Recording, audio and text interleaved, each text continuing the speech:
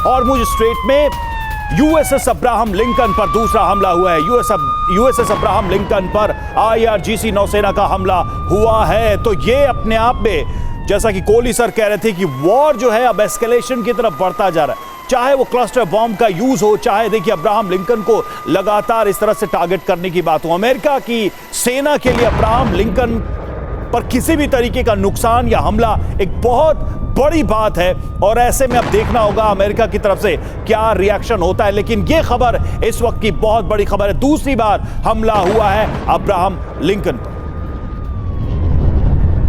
तो तेल अवीव को टारगेट करने के लिए क्लस्टर बॉम्ब का इस्तेमाल, वहीं दूसरी तरफ समुद्र पर वार करने के लिए विमान वाहक युद्धपोत अब्राहम लिंकन पर, और ये 12 घंटे में दूसरा हमला है। आपको बता दें, खातम अल अनबिया केंद्रीय मुख्यालय का यह दावा है कि ओमान सागर में आईआरजीसी ने अब्राहम लिंकन को मार भगाया।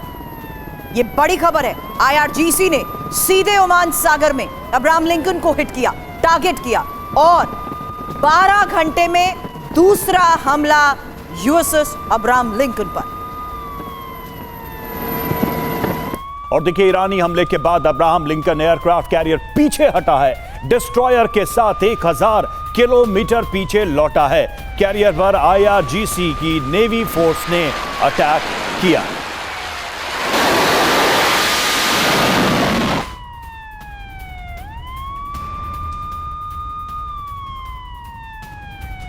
तो अब्राहम लिंकन, जी हां, एयरक्राफ्ट कैरियर, अमेरिका का शक्तिशाली एयरक्राफ्ट कैरियर पीछे हटा और करीब 1000 किलोमीटर पीछे हटा। आईआरजीसी के दावा यह है कि दूसरी बार 12 घंटे में दूसरी बार यह हमला किया गया और जिसका नतीजा यह हुआ कि इस एयरक्राफ्ट कैरियर को 1000 किलोमीटर पीछे हटना पड़ा। 3 तस्वीरें हम आपको दिखा रहे हैं। हॉर्मुज स्ट्रेट में लिंकन पर हमला और 12 घंटे में यह दूसरा अटैक है और डिस्ट्रॉयर के साथ वो 1000 किलोमीटर पीछे गया है। इस खबर का क्या मतलब है, इसमें दावे क्या हैं और कितनी संभावना लगती है अब्राहम लिंकन के किसी तरह के नुकसान की, इस पर भी आगे हम समझने की कोशिश करेंगे, इस पर भी चर्चा करेंगे। लेकिन बड़ी खबर यही है कि यूएसएस अब्राहम लिंकन को 2 बार निशाना बनाया गया।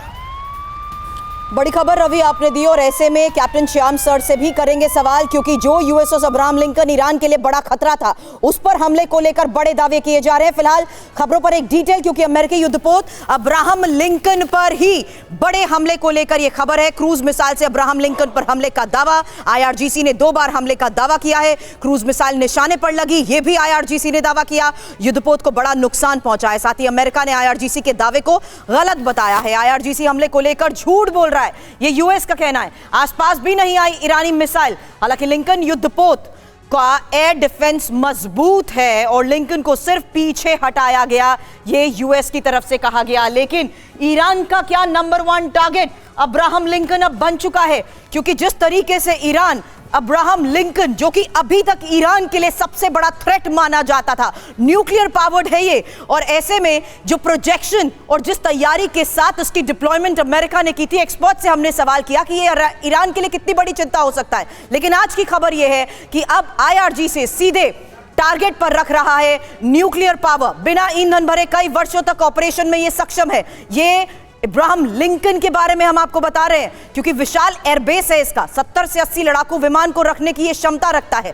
तेज रफ्तार है इसकी, करीब 55 किलोमीटर प्रति घंटे की ज्यादा गति, और भारी सुरक्षा की बात करें तो मिसाइल, रडार और आधुनिक डिफेंस सिस्टम इसका है। चलता फिरता सैन्य अड्डा, जहां 5000 से ज्यादा सैनिक और क्रू एक साथ तैनात हो सकते हैं। बिल्कुल सुरभि, और जिस तरीके से ये खबर आ रही है वो अपने आप में एक चिंताएं बढ़ा रही हैं अमेरिका की। कैप्टन शान हमारे साथ जुड़े हुए हैं। सर, पहले तो ये कि हमले को लेकर जो दावा है वो कितना सही प्रतीत होता है कि हमले की वजह से 1000 किलोमीटर अपने आप को पीछे ले गया है अब्राहम लिंकन, और अगर हमला हुआ है हिट होने की संभावना है क्या, और ये कितना बड़ा एस्केलेशन है इस वॉर में अमेरिका के लिहाज से? धन्यवाद सुरभि, जय Hind, shalom Varuna. Abraham Lincoln अवैध एयरक्राफ्ट कैरियर है। सिर्फ यही नहीं, कोई भी एयरक्राफ्ट कैरियर अवैध माना जाता है। 11 से ज़्यादा aircraft carrier America super power projection, mobility at sea, no physical restrictions, tactical retreat, जब जरूरत हो कहीं हटाएं कहीं लगाएं, कमांड एंड कंट्रोल सेंटर और जेराल्ड फोर्ट के साथ डबल एक्सिस से लगातार ईरान पर अटैक।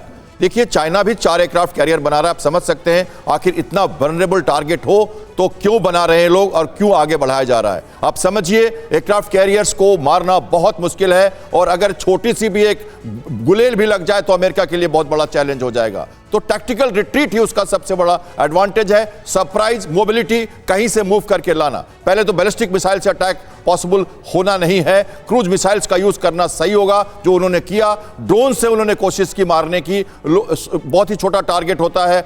देखिए 5-6 लेयर पे एयर डिफेंस लगती है अब्राहम लिंकन की। मैं एयरक्राफ्ट कैरियर का पायलट हूं, मुझे पता है मैं क्या कह रहा हूं और क्यों कह रहा हूं। मुश्किल है एयरक्राफ्ट कैरियर को मारना, क्योंकि उसके अपने डिफेंस के साथ साथ जो उसके साथ 6-7 डिस्ट्रॉयर्स हैं, long range, short range, point air defence system, kill system. एक ही तरीका है मारने का एयरक्राफ्ट कैरियर को, वो है सी स्किमिंग मिसाइल, जो चाइना से CM-302 की खेप लेने की बात हमने युद्ध से जस्ट पहले की थी। तो क्रूज मिसाइल जो है सी स्किमिंग होती है, वो समुद्र से 30 फीट ऊंची आती है और अंदर मारती है शिप के। वैसे भी आपको मैं बता दूं, एक मिसाइल के लगने से एयरक्राफ्ट कैरियर को कुछ नहीं होने वाला। पूरे विश्व में आज तक कोई एयरक्राफ्ट कैरियर डूब नहीं पाया।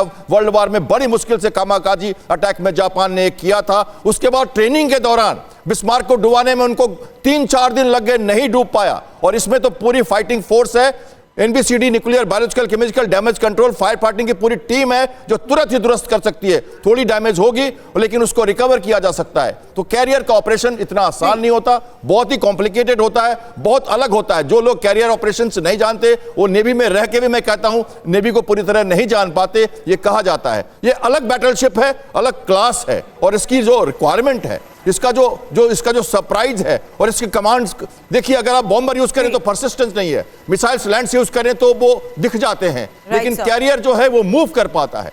पहली बार 2 डिप्लॉयड है। और एक बात समझिए, ईरान को मारा जा रहा है, कभी इधर से कभी उधर से, 180 डिग्री एक्सिस चेंज करके मारा जा रहा है। 70 से ज्यादा एयरक्राफ्ट लॉन्च हो रहे हैं और लगातार। लेकिन सर ईरान भी यही दावा कर रहा है कि किस तरीके से उसके निशाने पर अब समुद्र में, चाहे वो USS अब्राहम लिंकन हो या अमेरिका से जुड़ा कोई भी जहाज हो, वो भी उसके निशाने पर है। और ये बात इसलिए सर क्योंकि जिस तरीके से इस पूरे स्ट्रेट ऑफ हार्मूज के रूट को ब्लॉक करने के तहत ही चेतावनी दे दी गई कि इस रूट पर सभी जहाज हमारे निशाने पर हो सकते हैं। बड़े सवाल खड़े होते हैं कि किस तरीके से ग्राउंड के साथ साथ अब समुद्र में भी टारगेट हिट किए जा रहे हैं।